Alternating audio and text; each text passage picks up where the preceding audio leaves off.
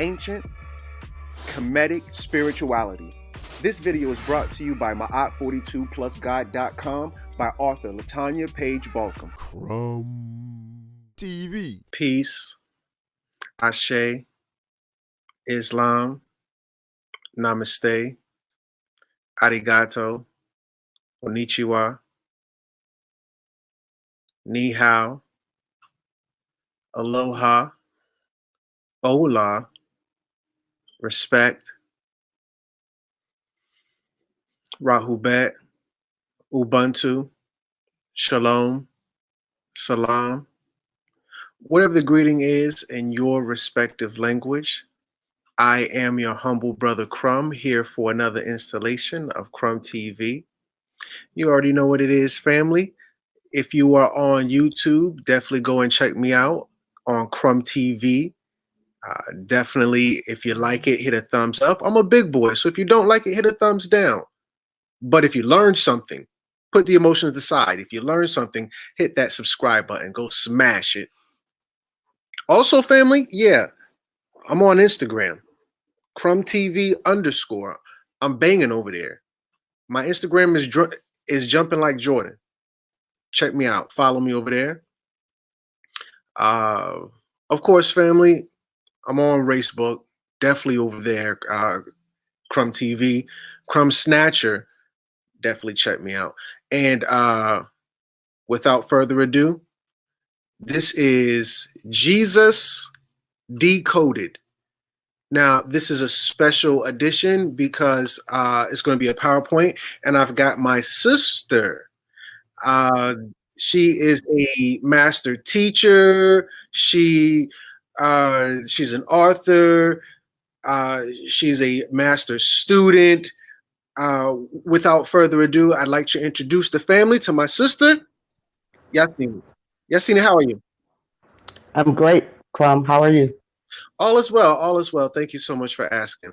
So, you had hit me up after I did my video, Moses Decoded. And you had let me know that you had did one called Jesus Decoded. And you did, respectfully, you did a little bit of a better job decoding Jesus than I did decoding Moses. And I'm really excited to go over your PowerPoint presentation with you. But before we do that, would you like to say anything? Yeah, just that I consider myself a master student and not a master teacher. However, I'll take any title that you want to throw at me, and I'll probably try and live up to it also. Okay. Oh, that's peaceful. That's peaceful. All right. Okay. Without further ado, got right here with this PowerPoint. All right, so Yahsinni, which is you, presents. So let me see, can I make this bigger? Hold on 2 seconds. Let me see, can I make this bigger for the family? Hold on, let me see what I can do. Is that the button? No, that's not the button.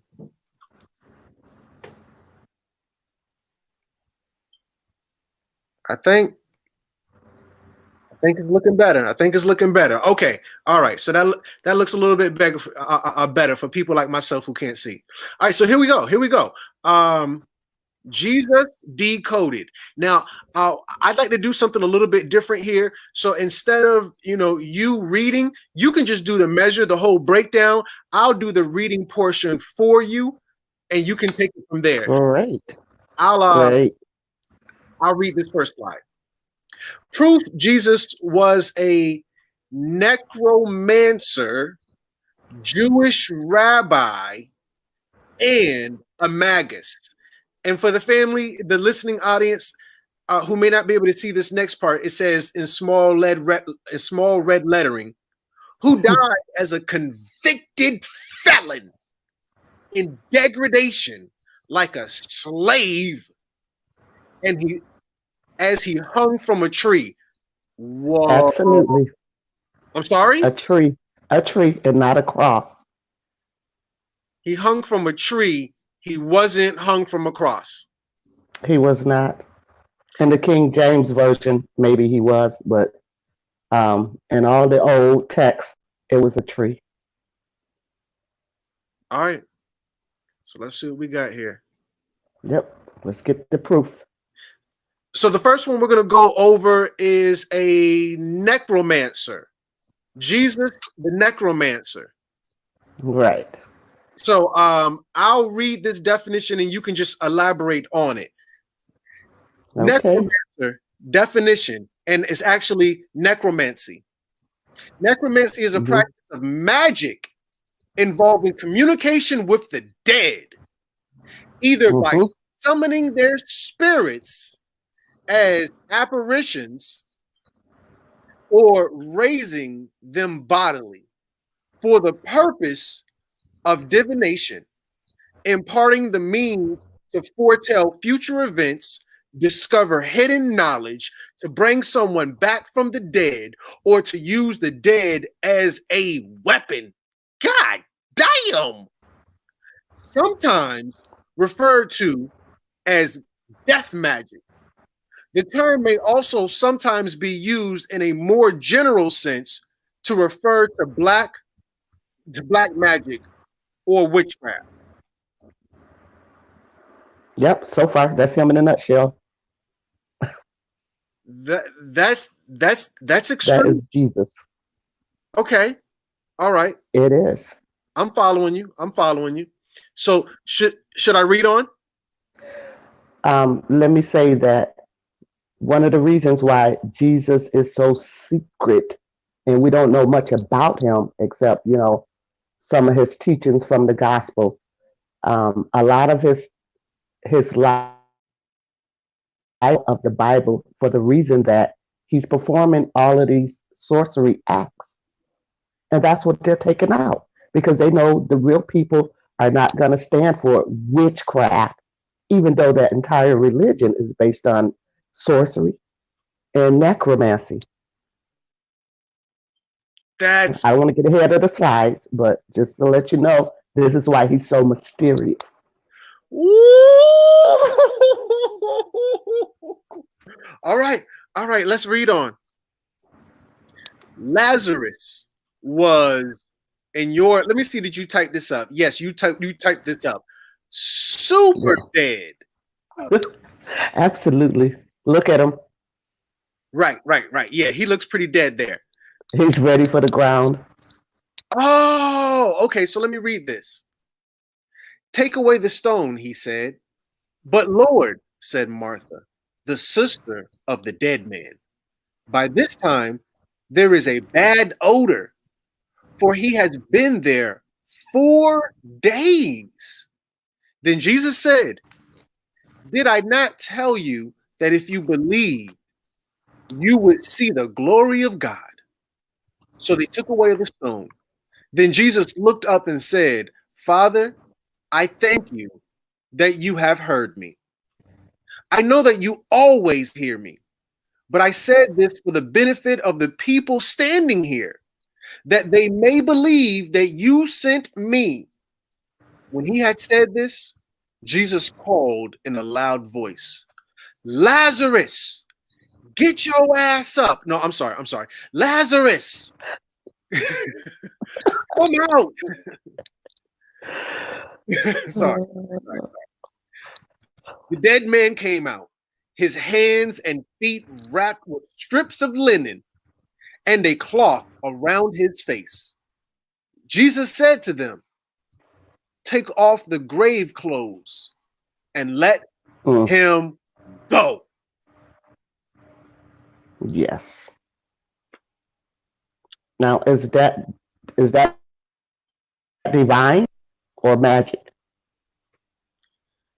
Are they the same? They're not the same. When you said Jesus exposed, I didn't think about this. It didn't register, but now I'm starting to really make sense of it. Okay, Jesus was a sorcerer. Boom. In particular, he dealt with necromancy. Now, if I could, within my teachings, elaborate on necromancy. Give me just a second. So when we're dealing with necro, We're dealing with the dead. Let me see if I can make this bigger. So here it is, necro, definition of necro by the Free Dictionary. This isn't as simple as I would like it to be. Let me just look for necro It's definition. not. No, I can. Okay, here we go. Here we go. Okay. Negro. Ah, you racist. I wasn't going there. Necro. Necro. Relating to a corpse or death. Absolutely. Now, when we look up necro in Spanish, let me see what comes up. Come on, man. Y'all are playing with me. So necro Necro. and necro Negro. are the same word in English and Spanish. So let me just look at the Spanish definition. Necro, Spanish meaning. Yo, this is getting old, really quickly.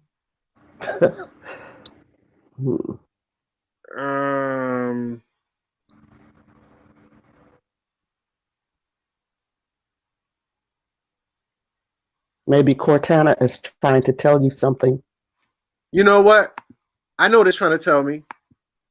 It's trying to tell me get off Bing and go to and stop trying to chase waterfalls and listen to the rivers and the streams that I'm used to. And just And find out if the C and G are interchangeable.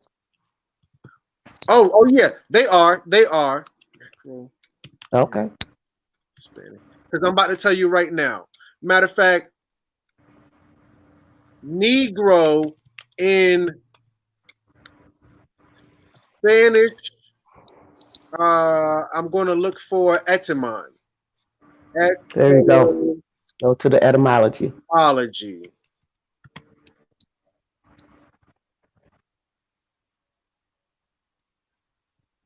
Okay. So Negro origins, etymology.com. And I'm gonna go cheat and CENRO and see if that is in here. Wow, that's racism. It's not. All right, so I'm just gonna spill the beans for the family at large because it's taking too long. When we're dealing with the word black, a lot of people will tell you don't say black because black means death. Why does black mean? Oh, I know that's right. I know that's right. All right. So when we're dealing with the word black, Moors will tell you don't say black. Aborigines, Native Americans will tell you not to say black. A lot of different organizations and schools of thought will tell you don't say black because black means death. Well, when we say black means death, if you look up the word black, you're not going to find the word death. Because number one, what we're talking about is political.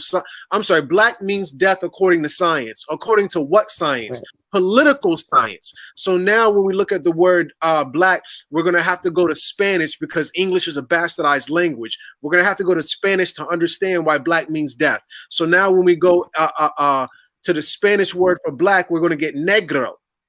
And the etymon of the word negro is necro.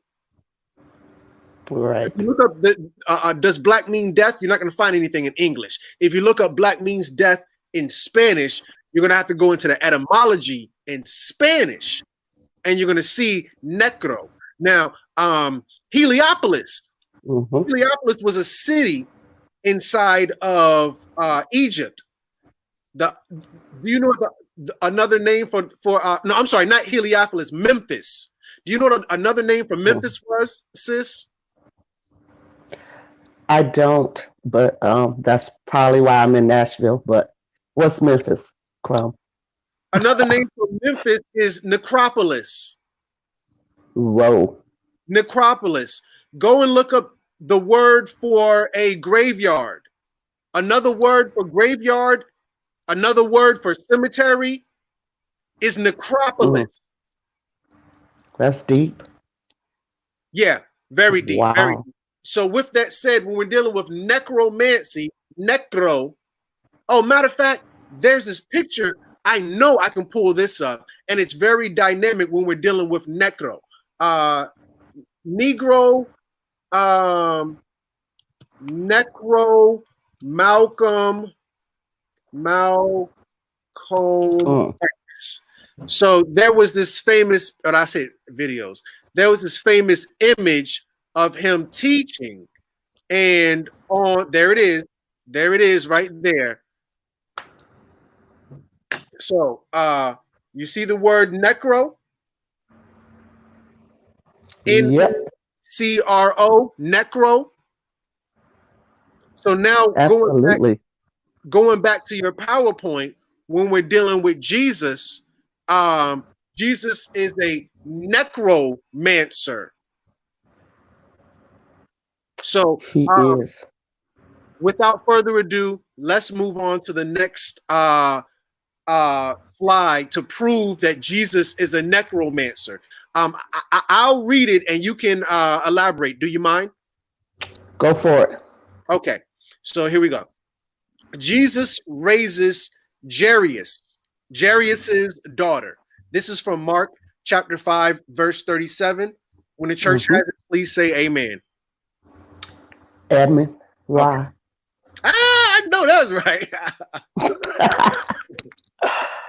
Then he took the girl's hand and said, Talitha Kumi. As soon as the words left Jesus's mouth, the girl rose from the dead, completely healed, as is clear from the fact that she was able to walk and eat immediately. Yeah. Verses 41 through 43. That Christ's words had such power reveals something of his identity. In the beginning, God brought life into the world simply by speaking, according to Genesis chapter 1, verses 1 through 2. And at Jairus' house, Jesus brought life to the dead girl merely by talking to her.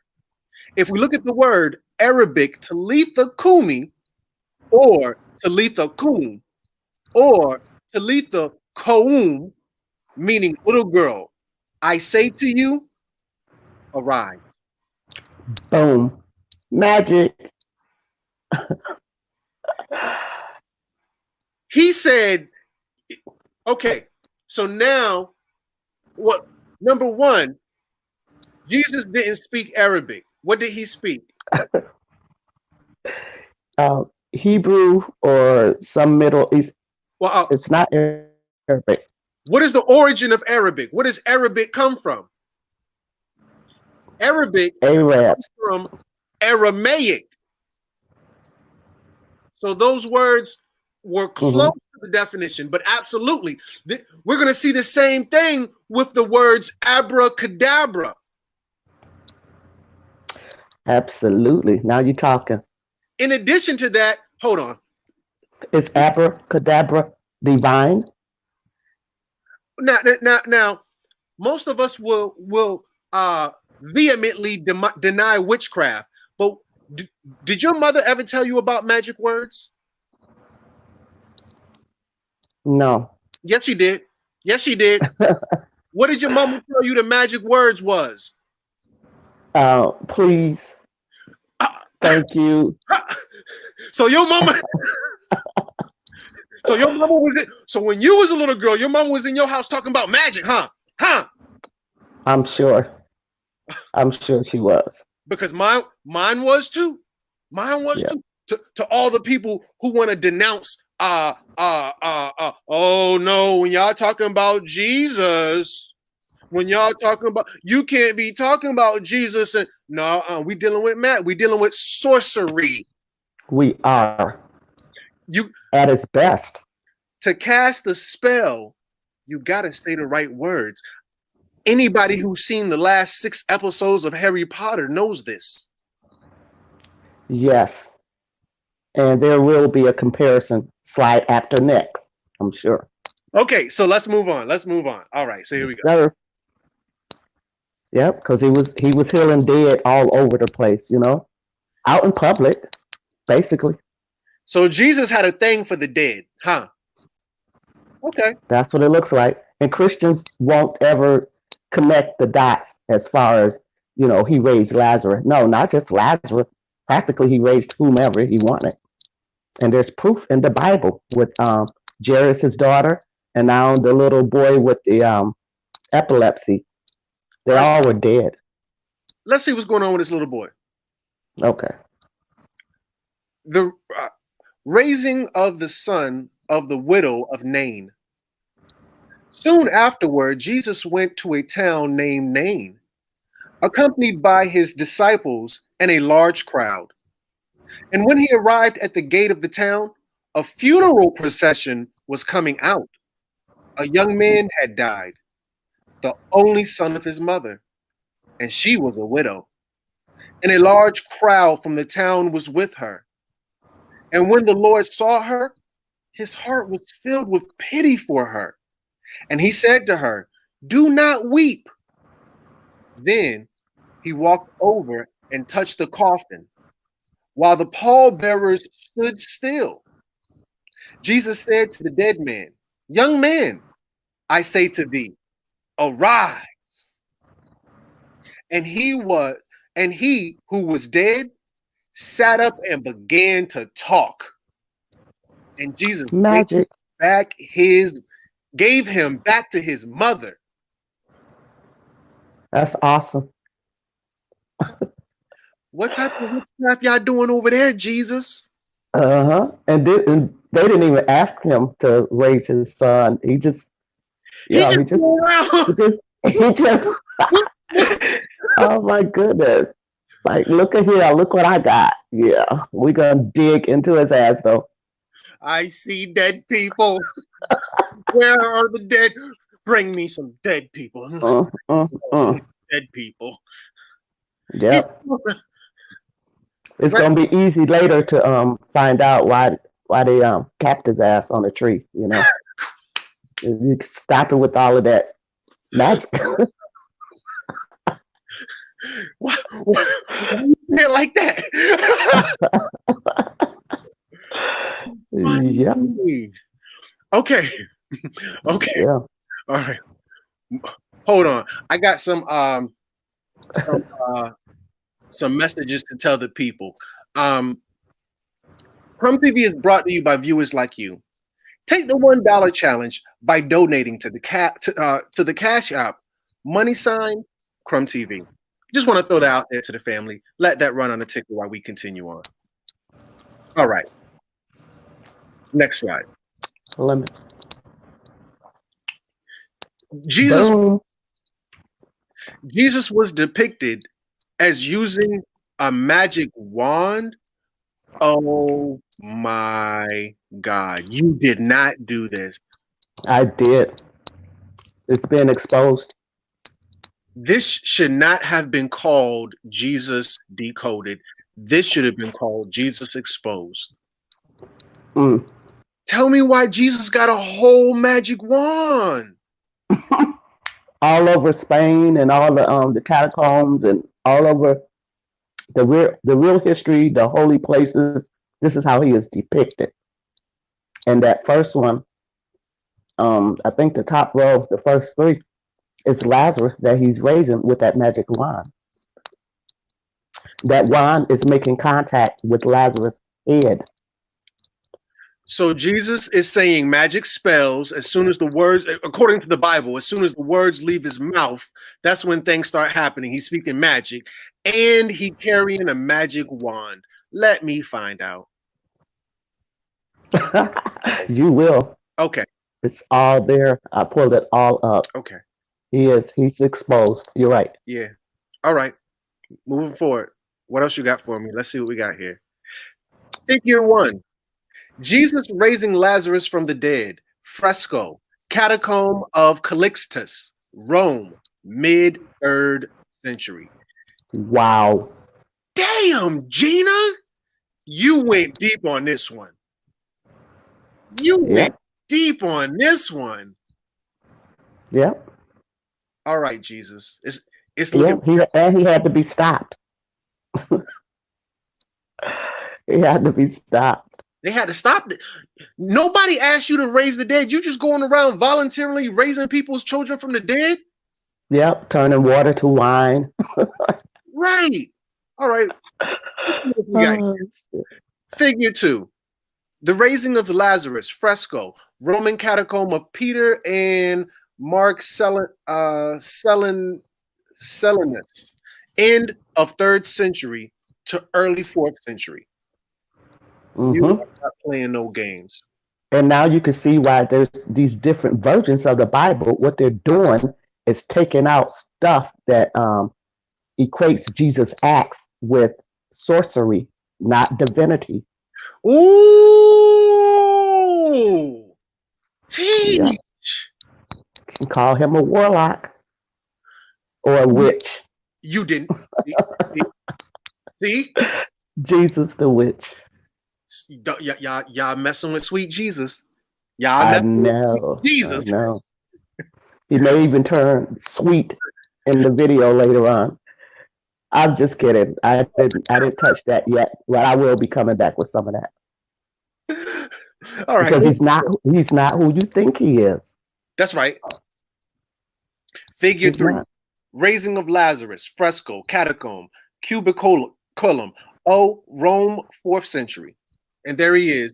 And I can see him as clear as day with that hundreds of years apart. They're still depicting him as the man that they knew in literature, of course. We're not saying that he even exists, but if Harry Potter is real, then we can go and dig and see what he's done in all of those books and movies. Same thing here. Let's expose him. Get it out. Teach. Okay. Absolutely. Figure 4. A feeding miracle, catacomb fresco, Rome, mid 3rd century. And there his ass go again. I can see it in his right hand. Figure 5. Carries it with him all the time. Right. The raising of Lazarus, fresco, catacomb of Saint Priscilla, Rome, 3rd century. Figure. Oh, I'm sorry, wrong way. Okay. The magic wand in the occult, the hermetic order of the Golden Dawn. All right, shall I proceed? Yeah, you might have. You get the picture about the wand, right? And we got a lot of other stuff because we got 2 more accusations, which is that he's a Jewish rabbi and that he's a magi. Right. Okay. Yeah. All right. So here we go.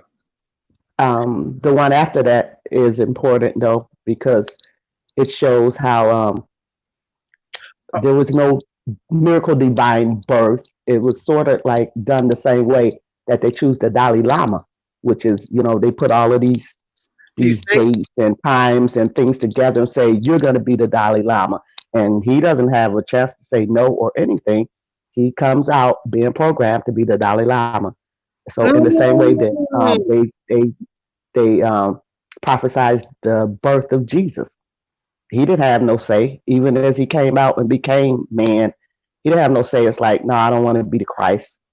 They choose these titles for their messiahs. They're sick.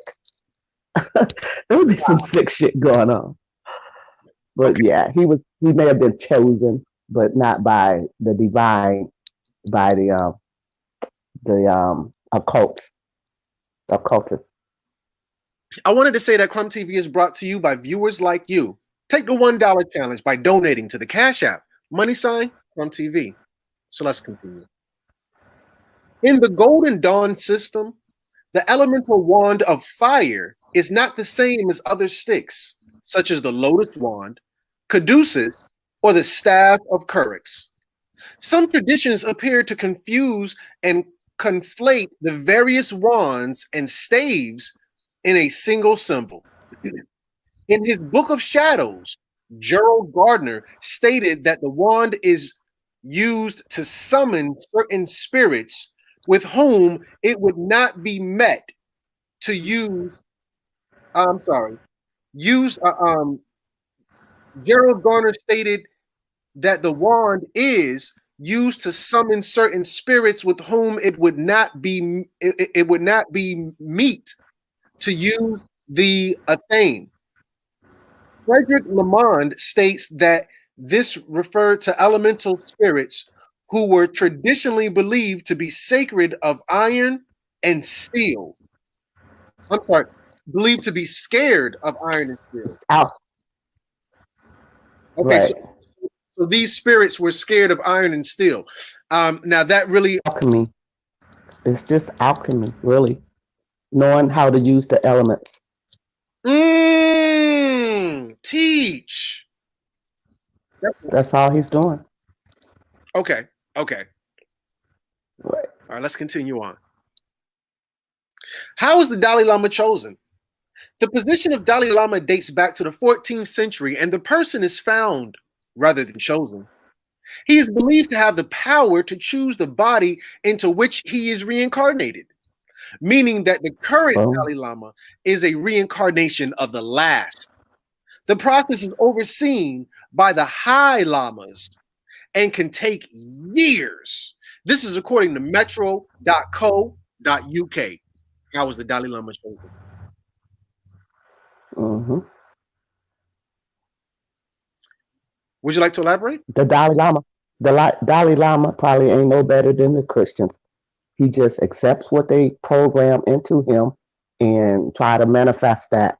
Like, he don't even know that that's who he's supposed to be. He don't even know that that's who he was. He just accepts what his elders or his teachers or his guides or lords tell him.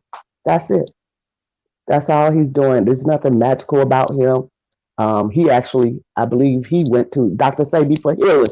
Stop it! Imagine that. Imagine that! He did. The Dalai Lama is a student or a patient of Dr. Sebi. Oh my God. You blew my mind with that one. You got me with that one. Okay. Moving forward. Was Jesus found rather than chosen? Announcement of the birth of Jesus. Luke. Right. I'm sorry. The Gospel of Luke, chapter 1, verse 26 through 38. When the church has it, can you please say Amen, Ra? Ra. All right. The angel Gabriel was sent from God to a town in Galilee called Nazareth, to a virgin betrothed to a man named Joseph of the house of David. And the virgin's name was Mary. And coming to her, he said, "Hail, full of grace, the Lord is with you." But she was greatly troubled at what was said and pondered what sort of greeting this might be. Then the angel said to her, "Do not be afraid, Mary, for you have found favor with God. Behold, you will conceive in your womb and bear a son, and you shall name him Jesus. He will be great and will be called Son of the Most High. And the Lord God will give him the throne of David as his father, and he will rule over the house of Jacob forever. And his kingdom there, and of his kingdom there will be no end." But Mary said to the angel, "How can this be, since I have no relations with a man?" And the angel said to her in reply, "The Holy Spirit will come. The Holy Spirit will come." Indeed. The Holy Spirit will come. Yeah. Let me continue reading. "The Holy Spirit will come upon you." Upon Ian. Skeet. Oh my goodness. Oh my goodness. Yahweh.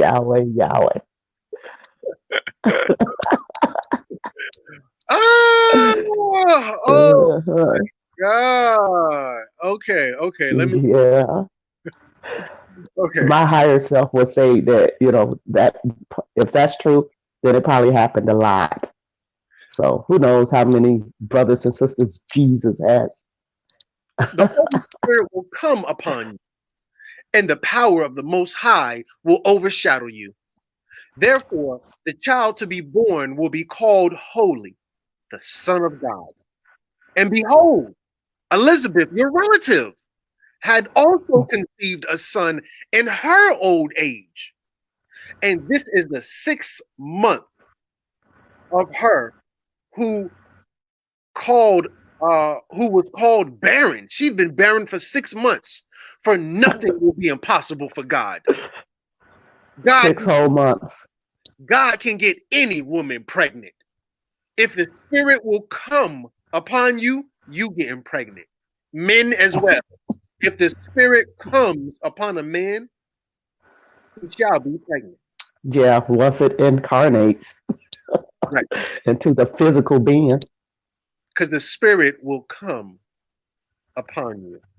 Moving forward. Okay. Mary said, behold, I am the handmaid of the Lord. May it be done to me according to your word.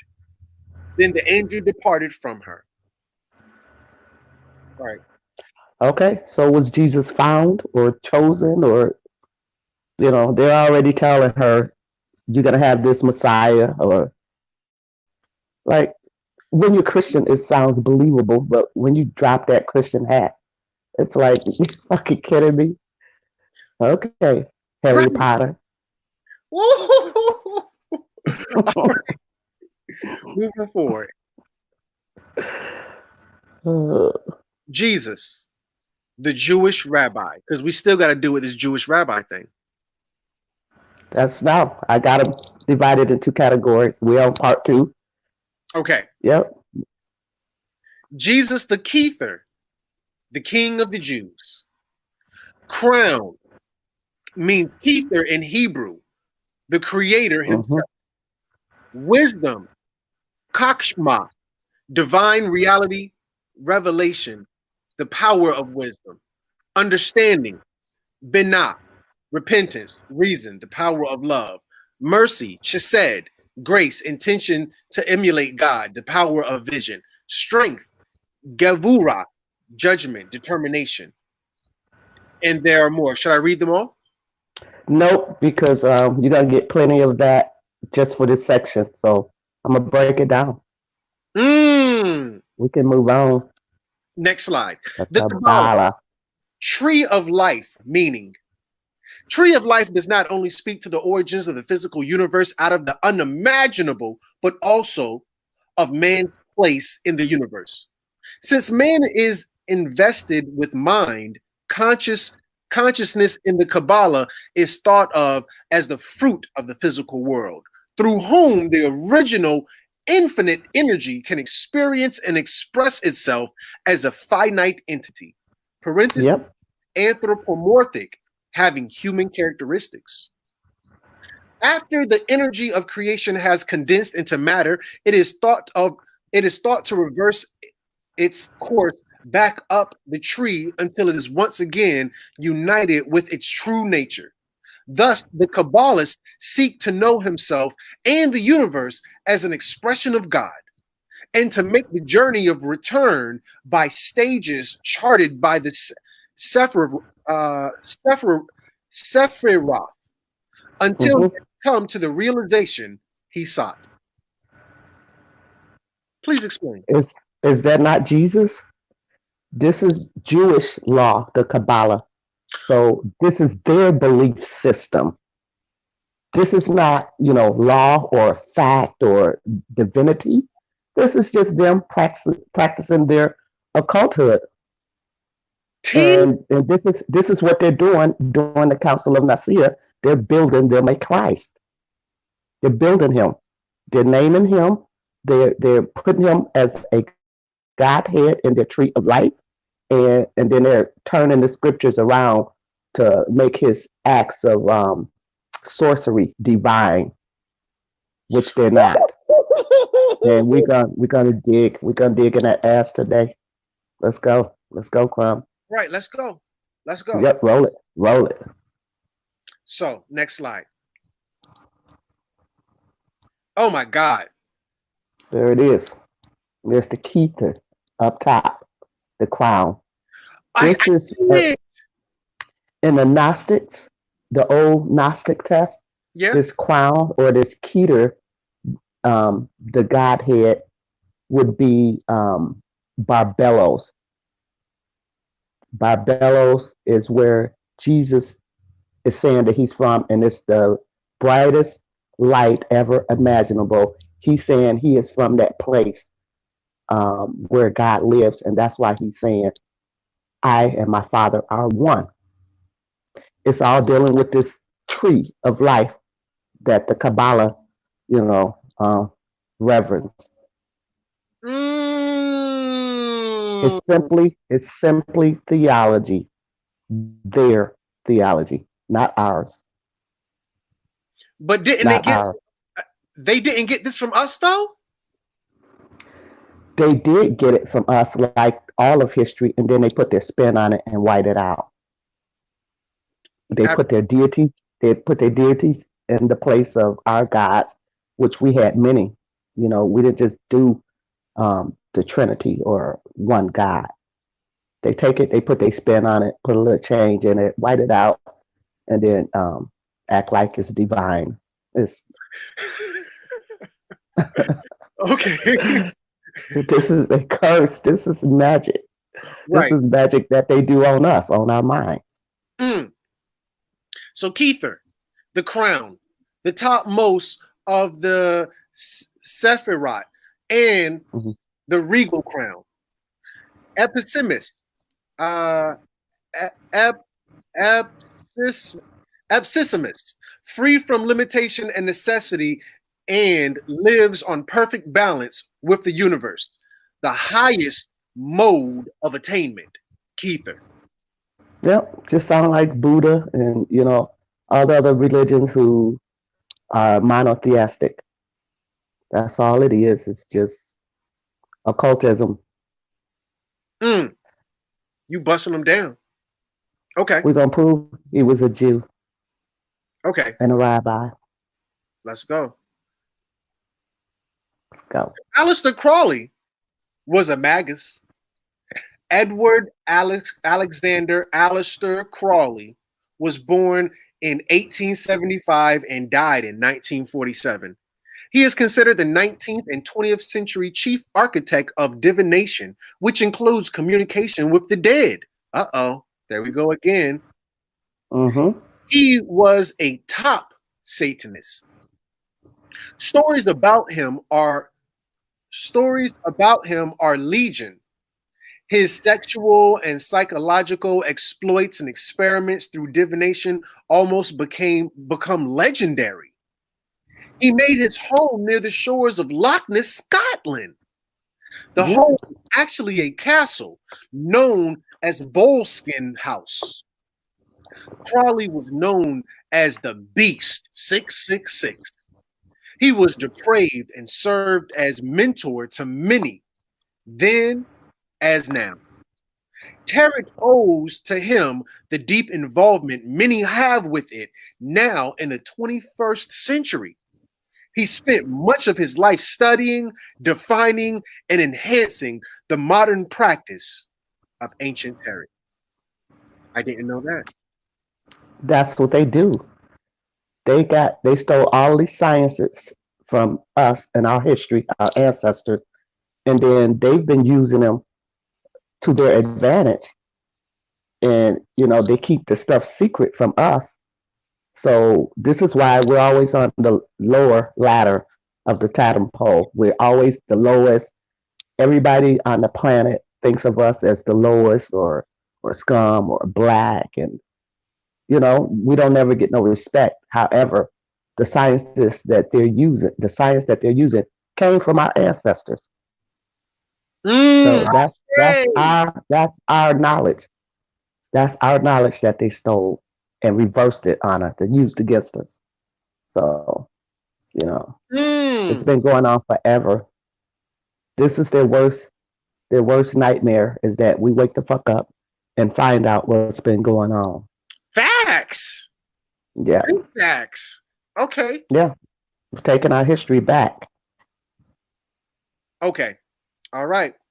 Moving forward. Aleister Crowley belonged to the ancient pagan society known as the Order of the Golden Dawn. Here we go again with the Order of the Golden Dawn, and bears the highest title of Magus. This title was earned through ascension techniques, which, when one arrives at them through various pagan rituals, he has achieved the highest order the occult brotherhood has to offer. Crowley died in 1947 and had his followers burn his body to ashes as they read a poem he composed, Hymn to Pan. Pan is a mythical, musical god of sex of the fields in Greek mythology. He was part human and part beast. His legs were those of a goat. His feet were cloven hooves, yet his upper body was that of a man. Aleister Crowley was a master occultist. In his castle, deep below the Earth's surface were secret chambers where satanic sacrifices were held. His ashes also buried there now. The secret passageways from castle to subterranean compartments lead to his horror chambers and burial plots. Yep. So, in my opinion, had he come 2,000 years earlier, he would have been your Jesus. He would have been right behind the rappers as Lord. They still worship him to this day. That's why they keep his name out of our mouths. They don't want us knowing who Aleister Crowley is, so they'll just show us that he's the beast and, self-proclaimed Satan. But really, he was the magus. He was the highest in their order of brotherhood or Golden Dawn or all of their secret societies. He had ascended. He knew all the necromancy techniques, all the magic and sorcery. And he's the one who wrote them down in the books now. I think he got a book called Magic Without Tears. He has the Book of Thoth, which is just all magic spells. And that was his sorority, his occult leaders had him write those books for other initiates coming into the field. So they live off of magic, black magic, and evil, and spells, and curses. And that's what religion is. Yeah. You're following the beast and don't know it. Dang. If I can let the family know real quick, Crumb TV presents The Annihilation of the Negro Being, starring Yurima Karama, January 18th in ATL. There will be tickets in the link in the description of this video, just to let the family know that. All right, so with that said, let's move on, sis. Let's see what we got here. Let's move it on. So, there he is. What does IHS stand for in Christianity? Heysus hominum salvator, a contraction derived from the Greek word Jesus used as a symbol or monogram, later misunderstood as a Latin abbreviation IHS and expanded variously as Heysus hominum salvator, Jesus, Savior of men, in hoc signo vincus. In this sign thou shalt conquer. In hoc crus salus. In this cross salvation. Please. They came, they conquered, and they're still here. So. Yeah. It's time for them to be unconquered. Right. Okay. Somebody has to usurp power. It's time for a game change. The Aquarian age is upon us. Yep. Now that we know, we can change it. That's right. Okay. So here we go. The two most important laws of Satanism. The first law, the law of reversal, is the crux of Satanism. I'm sorry. The first law, the law of reversal, is the crux of Satanism. Consider the following. The Black Mass. The entire Roman Catholic liturgy, Mhm. liturgy of the Mass is performed backwards or in reverse. Everything is read backwards or in reversed speech. The cross in the Black Mass is hung upside down, which is reverse, over the satanic. Mhm. Consider this: the Antichrist. This signals the reverse or direct opposite of Christ. Consider this: heaven is the reversal of hell. Heaven is up, and hell, of course, family, is down. God is light. So, again, consider the following, which is just the law of reversal. The devil is dark. Wow. So I didn't know the law of reversal was the foundation of Satanism. So you teaching me a little bit of Satanism here. Yep. And Aleister Crowley wrote the book called The Book of Law, and it's that "Do What Thou Wilt" that Jay-Z wears on his jersey sometimes. Do as thou He's saying wilt. Right. he knows what that means. He knows that "Do what thou wilt" shall be the whole of the law. That's directly under Aleister Crowley's teachings, but surely he got it from, his occult, and it goes all the way back. But "Do what thou wilt" teaches the opposite of what Christianity teaches to, restrain and suffer. Well, Aleister says, do anything you want to do. Right. Anything. Abstain, abstinence. Damn.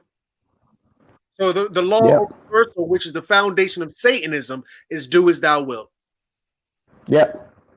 Shall be the whole of the law, not a part, not a piece, not a portion. The whole law. You teaching. Yes, sir. The second law, self-awareness. This sounds modern, but in effect comes from ancient Babylon. The teachings basically are: all is one. Man is a divine being within. Life's purpose is to realize the divine within. Other terms used to describe this are nirvana, the atonement, or at one-ment, breaking down atonement, God consciousness, the Satori, and the Madahi. This state of gnosis or gnosis or self-realization of who you are can be finally attained through yoga, meditation, or the like,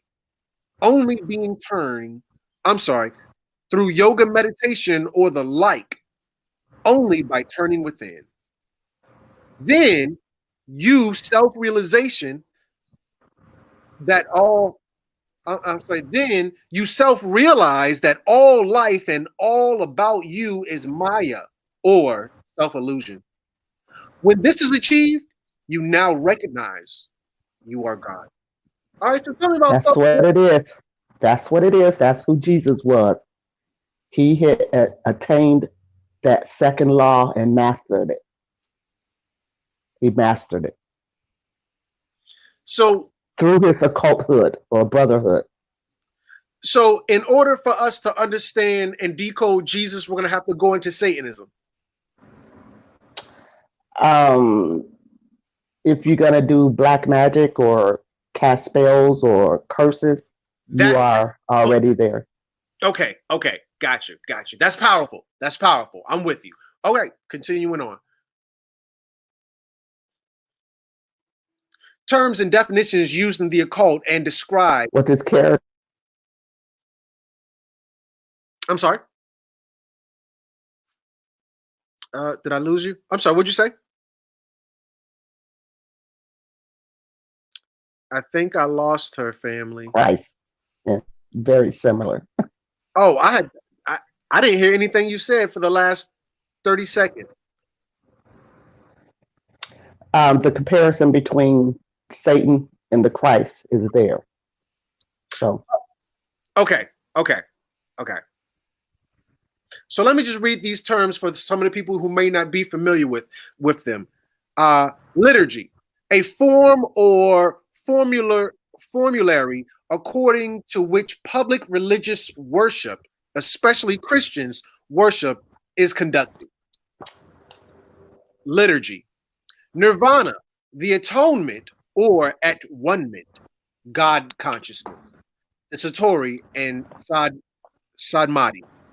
Satori, sudden enlightenment, the road that leads to Satan. So when I'm looking at Satori, it kind of looks like the road that leads to Satan. That's what it looks like to me. Okay. I just want to make sure I'm in this. You know, certain letters are interchangeable. Ooh, vowels. The O and the A are definitely interchangeable. Sadmati, a state of intense concentration achieved through meditation. In Hindu yoga, this is regarded as the final stage at which the union with the divine is reached, before or after death. Next slide. Yep. Zektak, philosopherous, worker of fire, Had, practice. Should I read all of these? No, but know that these are the this is alchemy at its best, knowing how to work fire, how to work the air, how to work these things is how you put together these spells. Okay, so this being occult knowledge would be what Jesus was taught, and this is how he's turning the water into wine, and all the other stuff he's walking around doing. Oh, you're going into detail. You're going into detail. He also would be exposing occultism, which is why they needed to stop him. You can't just walk around raising dead people. Oh, like tone it down. I want to tell the family really quickly. Share this video, family. I need you to look at my ticket real quick. Share this video. Share it in the groups. Share it on your page. Don't forget to tag a friend. Share it in those playlists. Y'all be having a lot of playlists on YouTube. Share it in these playlists. Moving forward. All right. Jesus, the heretic. So we have here bbc.co.uk / this article is called The Passion, Jesus, the Jew. This page has been archived and is no longer updated. All right, so what's going on with this, sis?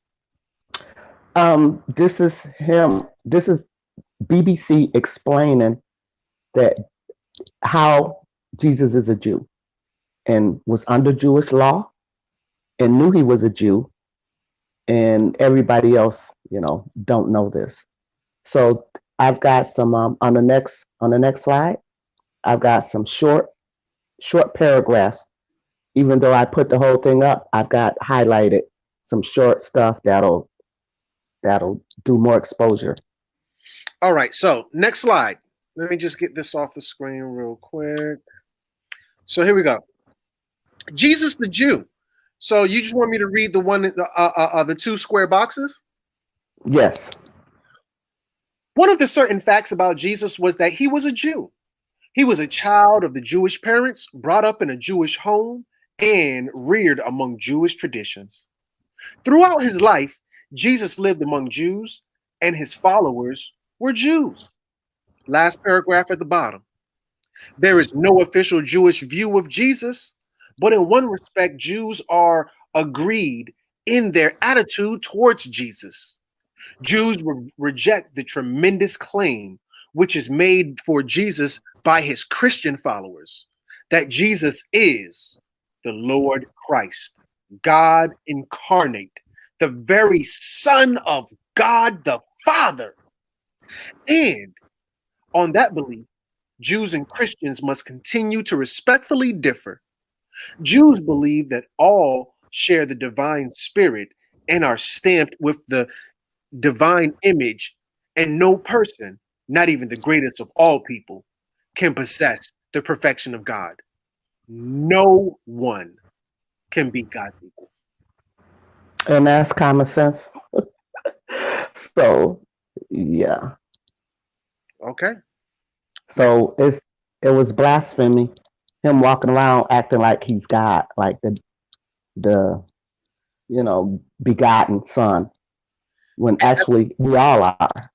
And that's why to this day they don't acknowledge Jesus, and if they do, they will acknowledge him as a heretic.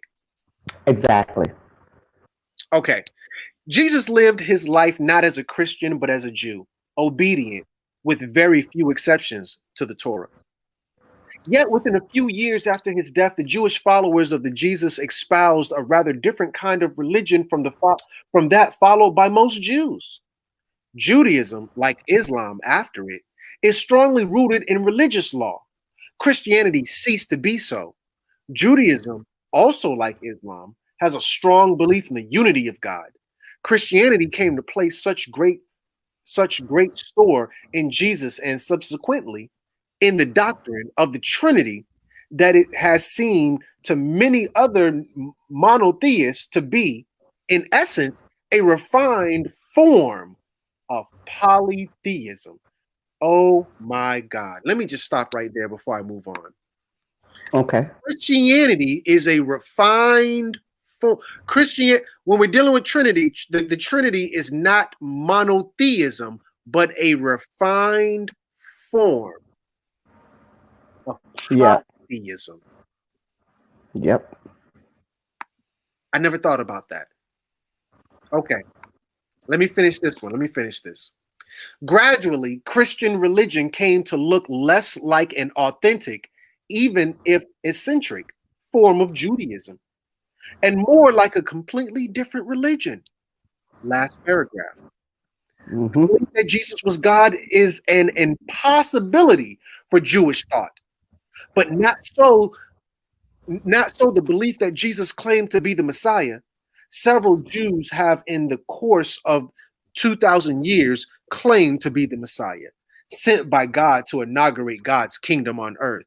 Simon Bar Kochba in 132 CE and Shabbatai Zvai in 1665 CE are two examples among many.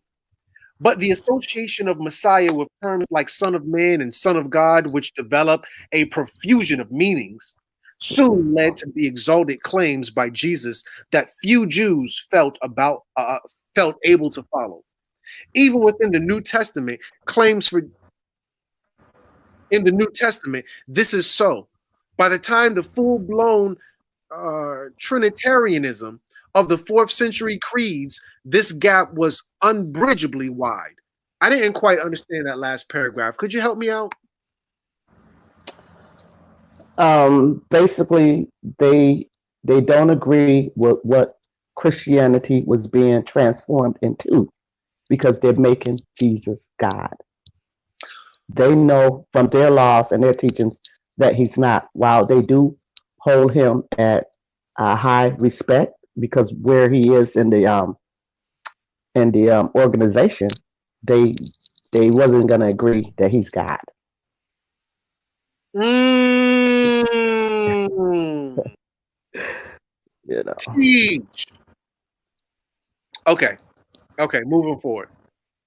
Let's see what we got here. I'm not playing with y'all. Let's see what we got here. Boom. Jesus was put to death by the Romans on the charge that he claimed to be the Messiah. Jesus made it clear to Peter that he regarded himself as the Messiah in Mark chapter 8, verse 29, as he did to the high priest in Mark chapter 14, verse 62. Some Jews accepted Jesus as Messiah, believing that he would redeem them from the bitter yoke of Rome and bring the Messianic age. The Messianic age. Mm-hmm. When Jesus rode into Jerusalem, he was acclaimed.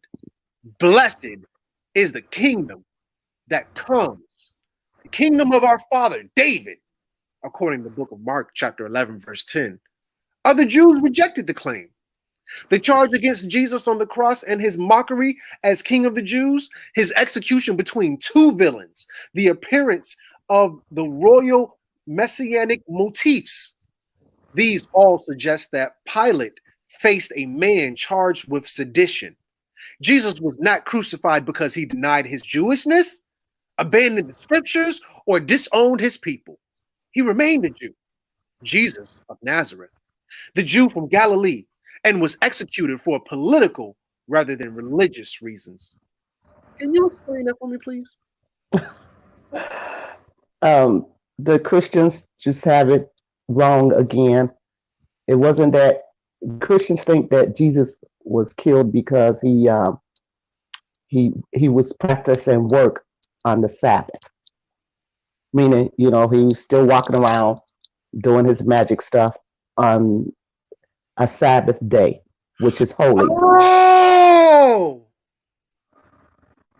Right? right.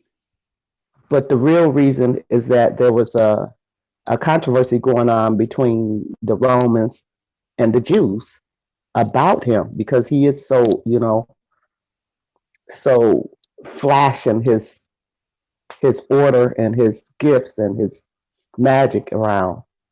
So it's only today's Christians who believe that that's why he died. But really, he was really embarrassing the Jews, and he was performing witchcraft. So Wow. this is why he was. That's why you This got. is why he was hung. We got to kill you for this. Next paragraph. Yeah. What commandment is the first of all? He was asked. Jesus answered as any Jew. The first is, hear, O Israel, the Lord our God, the Lord is one. And you shall love the Lord your God with all your heart and all your soul and with all your might. The second is this, you shall love your neighbor as you love yourself. There is no other commandment greater than these, according to the book of Mark, chapter 12, verses 28 through 31. Every Jew will recognize in Jesus answer. I'm sorry. Let me. Every Jew will recognize in Jesus's answer, the Shema, a Jewish declaration of faith, which is recited at every Jewish service, day and night.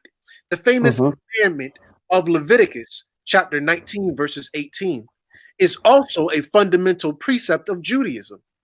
It was in his attitude towards the Torah that Jesus seems to have departed from the Judaism of his time. In their teaching, the rabbis would state, thus says the Torah. Jesus showed independence by standing above the Torah and speaking as one, having authority. Now, according to the book of Mark, chapter 1 through 22, he dared to base his teachings on, I say to you, and it was his daring which brought him into conflict with the contemporary Judaism. All right, so why is this important? Yeah. Can you help me out? He was putting himself above the law or the Torah. So instead of like saying that God did it himself, he's taking authorship of things that belong to God.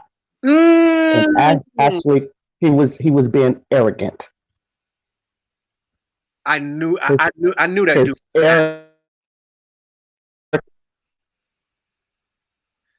I knew he was a know-it-all asshole. I knew it. And it cost him his life. That was certain people give you a certain type of energy, like, oh man, this dude's a know-it-all. Here comes Jesus. All right, Jesus, what you want? No, I didn't have to raise nobody from the dead. No more sorcery. Listen, today's the Lord's day. We chilling today. You doing too much, Jesus. Go ahead go find Mary Magdalene, because Jesus. Sometimes when he's doing those miracles, he's like hiding or telling people like, don't say I was here. Don't tell nobody I did this. Because he already know that they on his ass.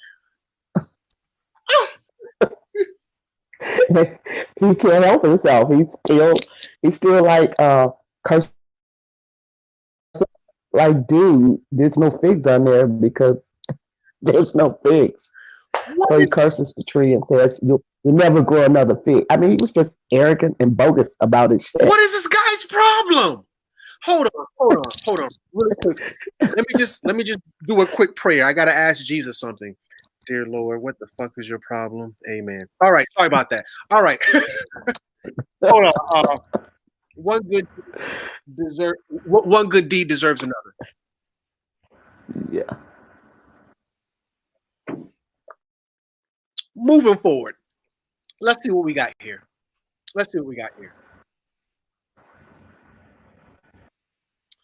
All right. I don't see anything highlighted. Should I read this whole thing? Okay. No, you should just move on, and maybe in your own time you can catch some of this. Jesus references as a rabbi in the Bible. Should we read these, or you just want to speak to it? Maybe just a couple of them. Everybody knew he was a rabbi, and they called him rabbi. And So a lot of verses. this is Mark, the Gospel of Mark, chapter 9, verse 5. Peter said to Jesus, Rabbi, it is good for us to be here. In Mark, chapter 11, 21, Peter remembered and said to us, Rabbi, look, the fig tree you cursed has withered. Mark 15, 45. Going at once to Jesus, Judas said, Rabbi, and kissed him. John, chapter 149. Then Nathanael declared, Rabbi, you are the Son of God.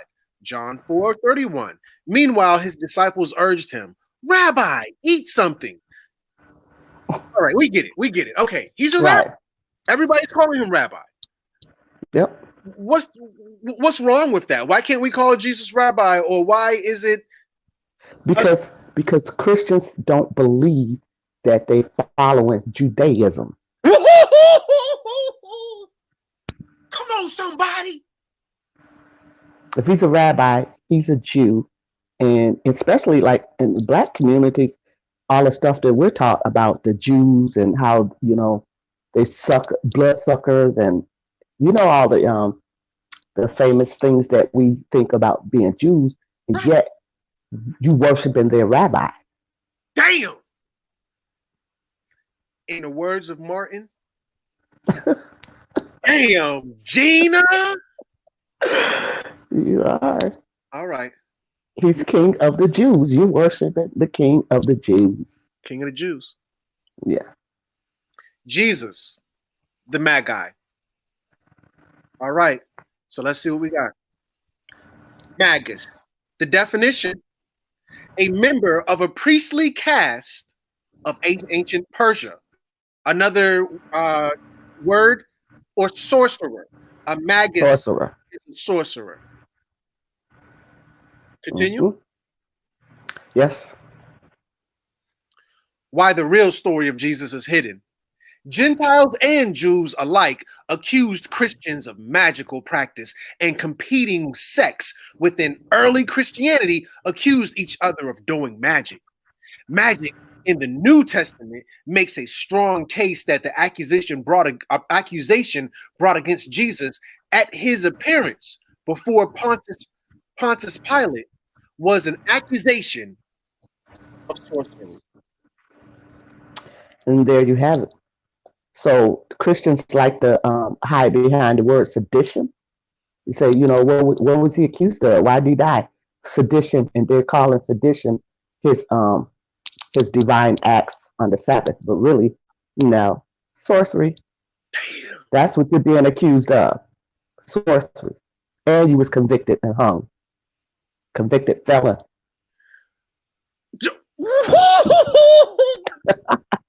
You worshiping a convicted felon.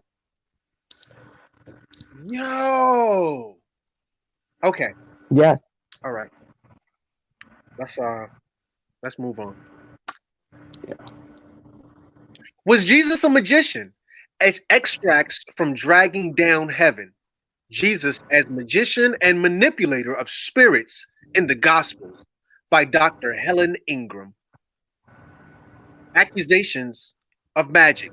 Now, this is according to Was Jesus a Magician.blogspot. This is a blog. All right, can you speak to this? Absolutely.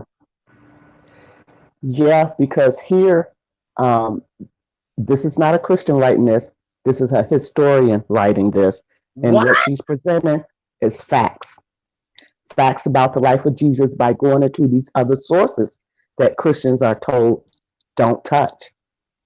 When you go into the other sources like the books of John and other apocrypha that they took out, they're hiding Jesus. They're hiding the real Jesus. And this is his exposure. And this is the crux of this PowerPoint too. So You'll see some unbelievable stuff about Jesus in just this last portion. And you don't have to go through all of it. You can just touch on whatever looks interesting to you. Okay. Most charges of magic that are found within the various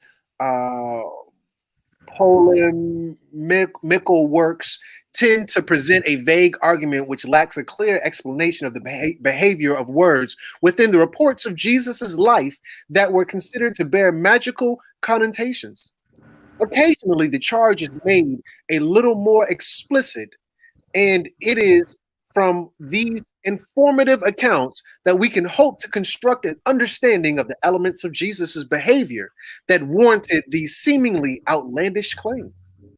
Vague fragments of charges of magic can be recovered from various cultures which have come into contact with the Jesus tradition. For example, Mandean literature describes Jesus as a magician and identifies him with the Samaritans. Samaritans. Equally, the Quran provides an account of Jesus's healings, raisings from the dead, and ability to make birds from clay, and adds that those who believed among them said, "This is nothing but clear enchantment." The majority of allegations are found within the Jewish tradition and the Christian apocryphal and apologetic texts, but the strongest charges are ultimately those made within the Gospels themselves. Yes, and they were scared of him. So I'm They going to move feared Jesus. charges of magic in the Jewish tradition.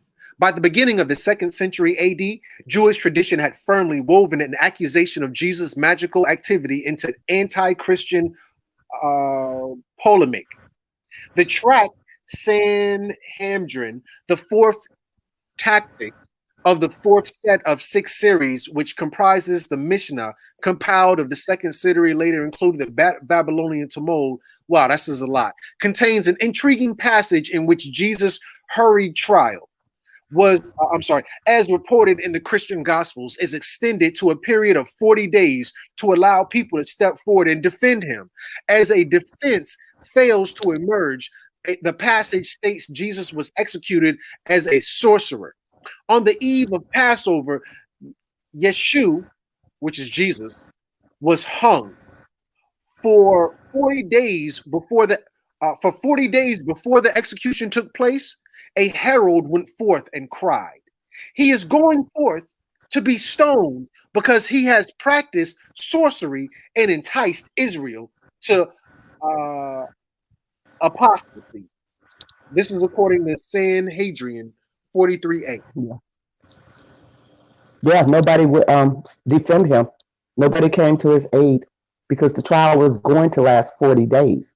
But, there's no witnesses on his behalf, so it was speeded up and they just went head on and killed him. Dag! For sorcery.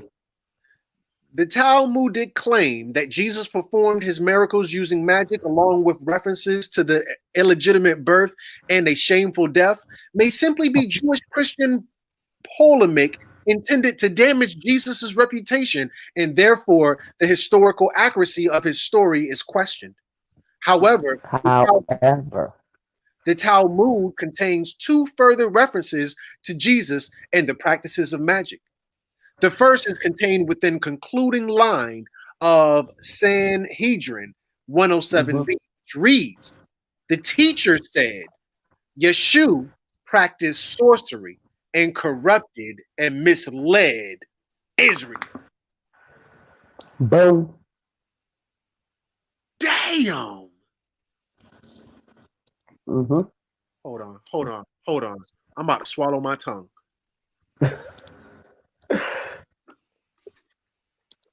Yep. He was a sorcerer. I just want to say to the family, Crumb TV is brought to you by viewers like you. Take the $1 challenge by donating to the Cash App, #Crumb TV. All right, moving forward. Where are we at? Charges of magic in Christian apologetic and apocryphal material.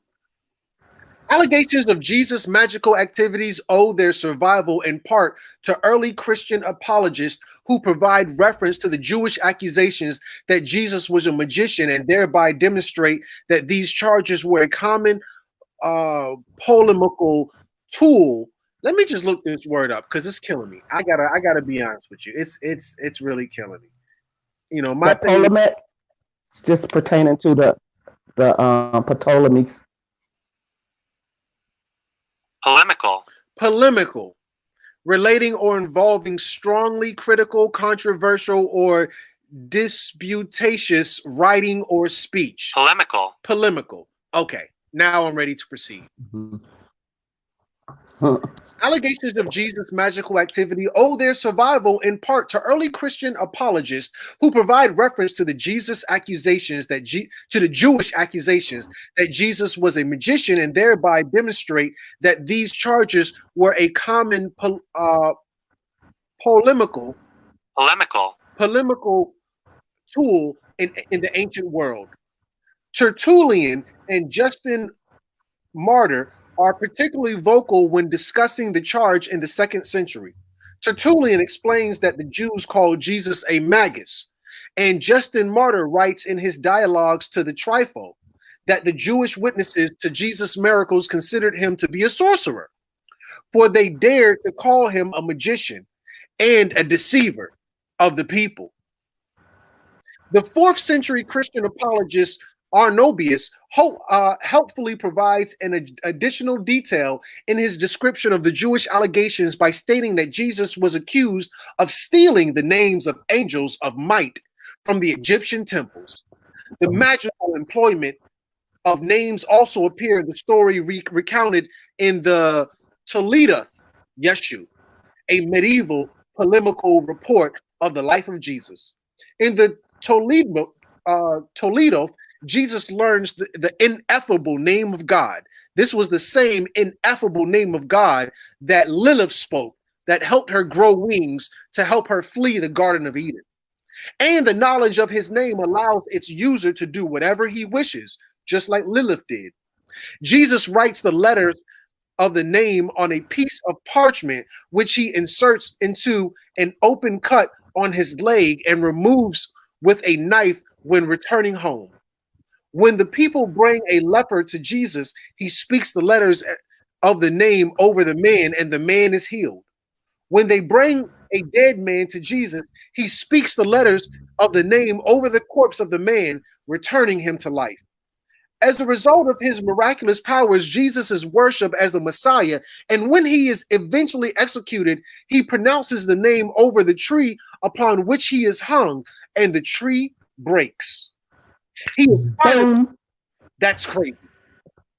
He is finally hung on a tree over which he does not or is unable to pronounce the name. Yes, and this is why he didn't use his powers to stop his death. But he tried to, but the tree broke. Okay? He tried to. And once he knew that he was going to die, his last words was, Father, why have you forsaken me? Oh my God. So how are you forsaken if you're fulfilling prophecy? Because you know what's going to happen, right?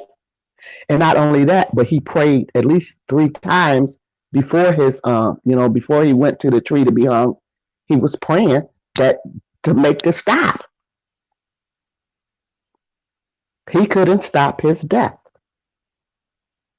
And the Father didn't stop his death. So they switch all that around to act like, yeah, he's dying for your sins. No, he's not. He's dying because he's a witch and a warlock and got caught because he was too flamboyant and arrogant about it. He stole, you just read, he stole the names of God that were ineffable, and he hid them in a slit he had in his leg till he got home. Then he pulled it out, learning all the names, and then just going around, just using this magic all over the place. Yeah. Okay. He should stop it. The New Testament apocryphal works compound works compound these charges of magic by including stories which portray Jesus as engaging in typical magical behavior. For example, the infancy gospel of Thomas depicts Jesus as a child performing a variety of magical feats. He molds sparrows out of clay which fly away, and even uses his power for destructive ends, such as killing his fellow children and Boom. whoever opposes him. Yeah. Okay. This destructive use of Jesus's powers is feared to the extent that no one dared to anger him, lest he curses him, and he should be crippled. And Joseph urges to his mother, do not let him go outside the door, because anyone who angers him dies. Boom.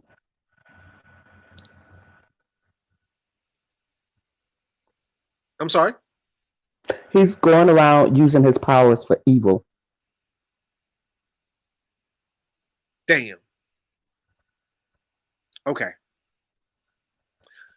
Positive applications of Jesus' powers are demonstrated in the healing of a young man and a teacher, the raising of the dead and curing of his brother James' snakebite, the filling of the broken jug with water for his mother, and the miraculous extending of a piece of wood in order to help his father make a bed. Accusations of magic made the apocryphal materials often imitate and elaborate. Imitate and elaborate on those made by the Jewish people in the apologetic materials discussed above. For example, in the pseudo Clementine recognitions, the scribes shout out, "The signs and miracles which your Jesus wrought, he wrought not as a prophet, but as a magician." Similarly, in the Acts of Pilate, the Jewish people state that it is by using magic he does these things, and by having the demons on his side. And they claim that Jesus is a sorcerer, since he is able to send Pilate's wife a dream. Oh, Pontius Pilate, that's what we talk about. Yeah. The narrative also has the chief priest echo the words of MK with a more Mark and Matthew. And Luke. The words of Mark, Matthew, and Luke with more explicit charge of magic. They say unto him, he is a sorcerer, and by Beelzebub, the prince of the devils, he casteth out devils, and they are all subject to him. Hold on. Just serve. The reason Jesus can cast out devils is because he is the prince of devils. He is. And he tells you, I believe somewhere in Matthew, that he is he took Lucifer's title and said he was the bright and morning star. In the scripture, he claims to be the bright and morning star. That's Lucifer. He took Lucifer's title. He is Lucifer. All right, moving on. We almost done. We gotta wrap this up. Let's go. The charge of magic made by Cellus. One of the most detailed allegations of magic is the charge by Cellus, a pagan philosopher writing in the late 2nd century. Although we do not have Cellus' original text, the philosopher and theologian Origen set out to refute many of the central tenets of Cellus.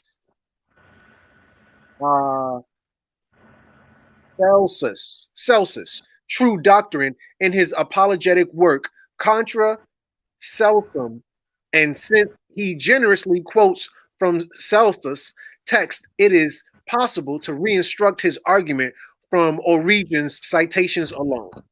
A fervent critic of Christianity, Celsus did not doubt that Jesus was a miracle worker, but he attempted to reinterpret his life as that of a magician, referring to him as Jonas, and claiming that Christians used invocations and the names of demons to achieve their miracles. Mm-hmm. Also echoes the allegations made by the Talmud regarding Jesus' early infancy in Egypt, suggesting that Jesus stayed there until his early adulthood, and it was during his stay in Egypt that he acquired his magical powers.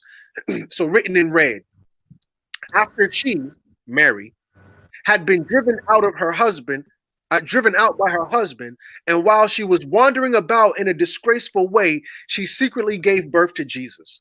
Because he was poor, he, Jesus, hired himself out as a workman in Egypt, and there tried his hand at certain magical power on which the Egyptians pride themselves. He returned full of conceit because of these powers, and on account of them, gave him the title of God. Can you help Gave me? himself the title of God. Gave himself the title of God. Yes. Because he went to Egypt. Again, they're saying that, because he was poor, this is how he became known as a carpenter. Because he went into Egypt and got work. And while he was hanging out with the Egyptians, he learned some of their practices, which was magic. And he took it to the next level. It says right there, he became conceited and named himself God. And that's what he was going around telling people. And we sort of do the same thing today. We call ourselves God, even though we don't even have all of our powers. We know it's instilled in us, and it could be, activated or reactivated. So, if you were doing the things that Jesus was doing, surely you would not be here today either. You'd have to go. You can't just walk around raising dead people and, drinking wine that you created from divine. It's just, he busted. He got busted. And now he's being busted over again to the Christians, for those who have eyes to see and ears to hear. Otherwise than that, keep worshiping the King of Jews. This dude is out of control. He had to be stopped. He had to be stopped. He did. People were scared of him. Like, don't say, here come Jesus.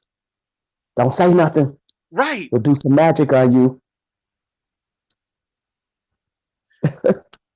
When addressing Celsus, comparison between Jesus and the Egyptian magicians, Origen quotes at length from Celsus. Fantastical description of the illusionary tricks and bizarre magical methods employed by these magicians, who for a few obols, the obol was a form of ancient Greek currency and weight, who for a few obols make known their secret lore in the middle of the marketplace and drive out demons and blow away diseases and invoke souls of the heroes, displaying expensive banquets and dining tables and cakes and dishes which are non-existent, and who make things move as though they were alive, although they are not really so, but only appear as such in the imagination. And he says, since these men do these wonders, ought we to think them sons of God? Or ought we to say that they are the practices of wicked men possessed by evil demons? The concluding lines of this quotation from Celsus raised a question that is of central importance to our present study. If our magicians were actively engaging in activities similar to those attributed to Jesus in the Gospels, then how are we to separate the miracles of Jesus from the wonders produced by these magicians? Please, sis, elaborate. Basically, when Aleister Crowley does magic, he's the beast. When Jesus does his magic, he's divine. God, and it's not fair. Damn! Yep. Let it be one or the other. It's the same thing. It's sorcery. There's no divine sorcery. Okay. And it's actually more honest anyway. If you died for whatever reason, you're dead. Why should you be able to be brought back to life? I mean, Right. if you're Christian, wouldn't it have been God's will that you died? Come on, somebody. All right. Come on, somebody. Yeah. Who's that going around rejecting the word of God? You know, who has that authority? Jesus does. Really? Yeah. Right. I just want to let the family know Crumb TV is brought to you by viewers like you. Take the $1 challenge by donating to the Cash App. # Crumb TV. The babies have to eat, family. Okay, so moving forward. So, next slide. A charge of magic within the Gospels. Was Jesus executed as a magician? There are 2 central allegations of magic made against Jesus by his opponents within the Gospels. The first is the Pharisees claim that Jesus is in possession of demonic spirit through which he performs his miracles. This is according to Mark, Matthew, and Luke. And the second is Herod's suggestion that Jesus possesses the soul of John the Baptist in the book of Matthew and Mark. Each of these charges require a thorough explanation of the belief system and popular superstitions that were characteristic of the ancient worldview in order for us to fully appreciate the weight that these charges would have carried for the early reader, and therefore an examination of the allegations made within each of these passages will be postponed until later. However, some scholars have proposed that a third charge of magic can be discerned in the terminology used in the trial narratives of the Gospel of John and the Gospel of Matthew. And therefore, we must consider whether an allegation of magic is present in the Gospel accounts of Jesus' trial. Sis, I need your help. Yeah.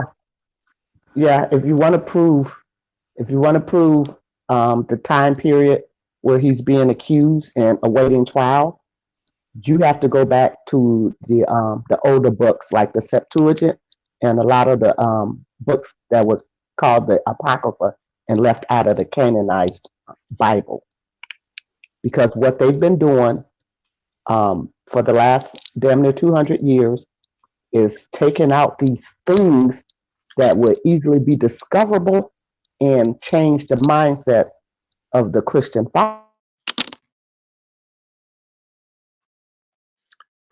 So what you're saying is, and that's what the last slide is probably just the references where you can go back and read non-biblical writings from theologians to get a better picture of exactly what was going on with this cat.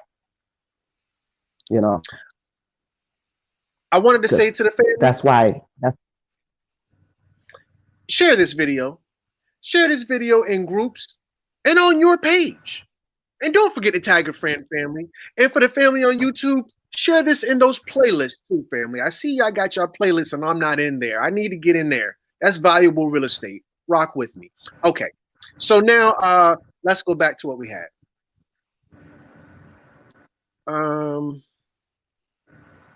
All 4 gospel authors agree that Jesus was brought from Pilate. All 4 gospel authors agree that Jesus was brought before Pilate as on the indictment that he blasphemed against God and professed to be the Messiah. Although a formal charge of magic is not explicitly made in the trial accounts of the Gospels, some scholars suggest that allegations of magical practice may have influenced the trial proceeding, or the terminology used by the Gospel writers that an official charge of magic is present within the text. For example, Morton Smith proposed that when the Jewish people accused Jesus of, and this is the word I cannot pronounce, the translation is evildoer. This term generally understood as referring to someone who is illegally involved in magical activity. Smith supports this theory by indicating that the Roman law codes tell us that a doer of evil was the vulgar term for a magician. And quoting the Codex of Justinius, which mentions Chaldeans and magicians, aka magi, the rest whom common people call men who are doing evil. Malicifi, almost like the word Maleficent, the movie. Smith also suggests that the word would refer to someone who encouraged the worship of false gods, a practice that would naturally incur a charge of magic. By translating the Greek word, and that's the same word that they call Jesus, into the Latin equivalent, malefactor, some scholars indicate that this letter term is clearly a technical expression for a magician. The Magi, yep, just running around all over town, performing magic. Sometimes blatantly, sometimes knowing that he was wrong and hiding. Don't do much. Even black magic, to where if you upset him, he'll kill you. Yep. Something will happen. They said maybe not death. Maybe you'll just be punished. He was blinding people too. He was blind. Not only was he giving sight to the blind, he was taking sight from the people who could see. What a spiteful God. What a vengeful God. What a turned out they left a whole bunch of shit out. Oh, this God is looking very different, but moving forward. A second potential charge of magic is founded upon the use of the term, and I can't say that, in the book of Matthew. The word is typically translated as deceiver or imposter, and is often used. I won't go there. So we say we know he's a magician. We're seeing more on him being a magician. Is there anything? We're pretty much done. We're pretty much done. And the point was to, give people more references than just that one book. Go and read about it. You should be able to, discern when you're hearing the truth or what bullshit is. In other words, like if you take your bullshit blinders off, you'll be able to see shit. And the reason why this God is so mysterious is because they hid his whole fucking history. Go back and get that history, and then see if you'll still be worshiping the King of Jews. I just wanted to announce to the family, we are actually live on 2 different platforms right now. We're live on Facebook, and we have some of the family, like my brother Anouk Haru, and we're also live on YouTube with some of the family, like my sister Salima Ellis. So shout out to both platforms. I see a lot of different people commenting. If you see the logo for Facebook up there, then you know that's a person on Facebook, but you're also going to see some logos for YouTube as well, because the YouTube family is in the house as well. So with that said, I wanted to kind of round this off because I really don't like to go longer than an hour, but this was well worth the time. Sister, if you could, for the family, could you do us a favor and reintroduce yourself again? I am Yahsinni, and as Yahsinni, which is my metaphysical name that I determined was my name, my job is to break Jesus down.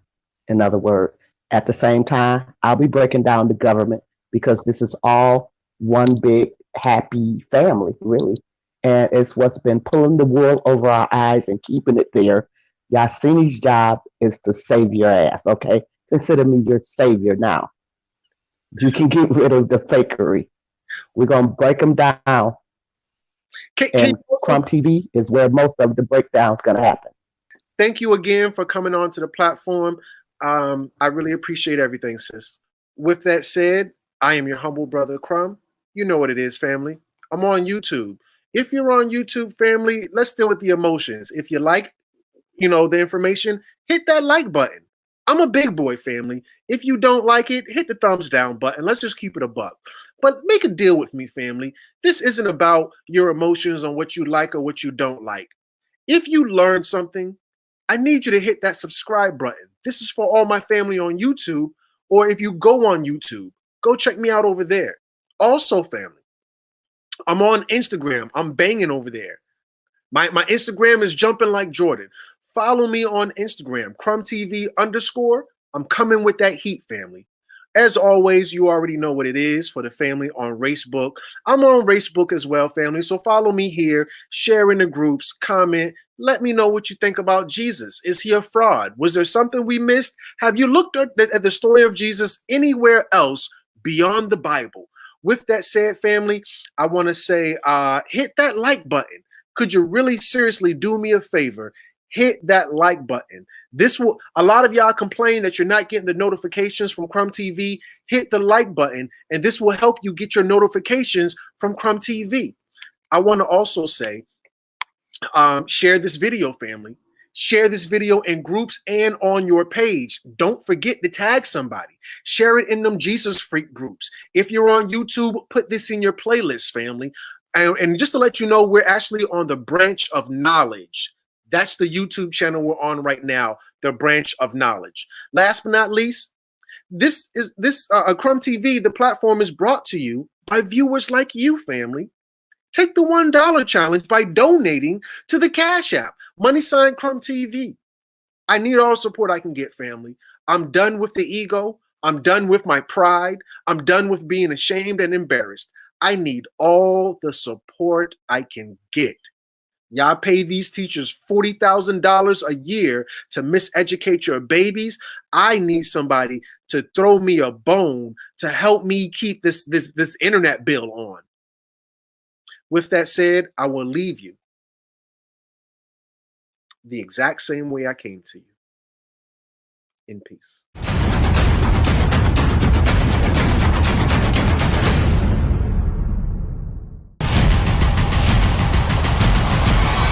This video is brought to you by G Hustlers Clothing. Crumb TV.